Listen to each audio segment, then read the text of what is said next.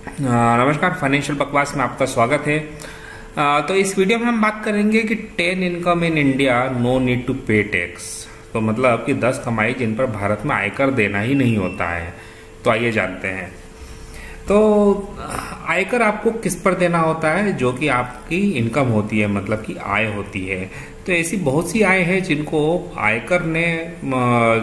आयकर से मुक्त रखा गया है। मैंने 10 जो आय हैं वो लिस्ट करी हुई हैं यहाँ पर।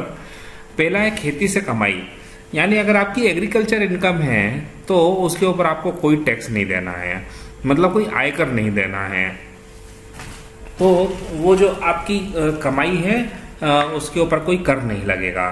दूसरा है अवकाश यात्रा सुविधा, यानी कि लीव ट्रेवल कंसेशन, जो आप 4 साल में 2 बार कर सकते हैं, हर दो साल के अंतर में क्लेम कर सकते हैं। तो उसके अंदर आपका जितना भी खर्चा होता है और उसके बाद में जब आप क्लेम करते हैं तो उसके ऊपर आपको कोई टैक्स नहीं देना होता है, जो आपको एग्जम्प्ट होता है।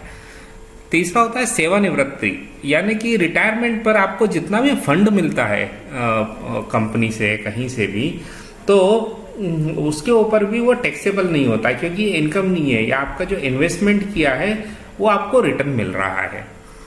फिर एक है छुट्टियों की सैलरी, यानी कि अर्न लीव। अब मान लीजिए कि आपने अर्न लीव, आपने जिंदगी भर नौकरी करी और रिटायरमेंट होने के बाद में या फिर उसके पहले आपने नौकरी छोड़ी या रिटायरमेंट के बाद में आपको अर्न लीव कैलकुलेशन हुआ, तो अगर 75 दिन की है तो 60 दिन की मैक्सिमम अर्न लीव मिलती है। जैसे तो 60 दिन की जितनी भी आपको अर्न लीव की सैलरी मिलेगी उसके ऊपर कोई टैक्स नहीं देना पड़ेगा, आयकर नहीं लगेगा उसके ऊपर। फिर एक है जीवन बीमा क्लेम।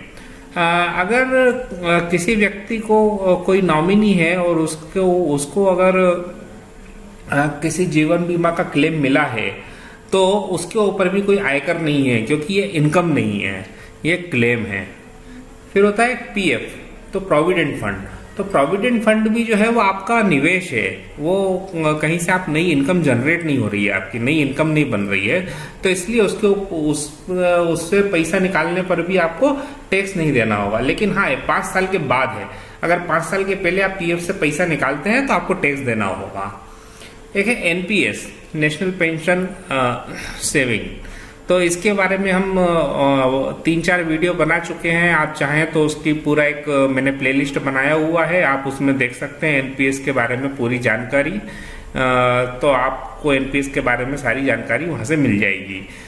तो एनपीएस में जब आप विड्रॉ करते हैं तो यहाँ से भी आपको, इस पर भी आपको इनकम टैक्स नहीं लगता है। एक है छात्रवृत्ति शिक्षा के लिए, यानी कि स्कॉलरशिप।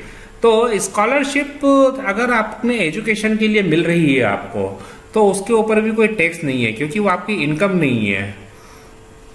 फिर है इनाम या पुरस्कार, यानी अवार्ड एंड रिवार्ड्स।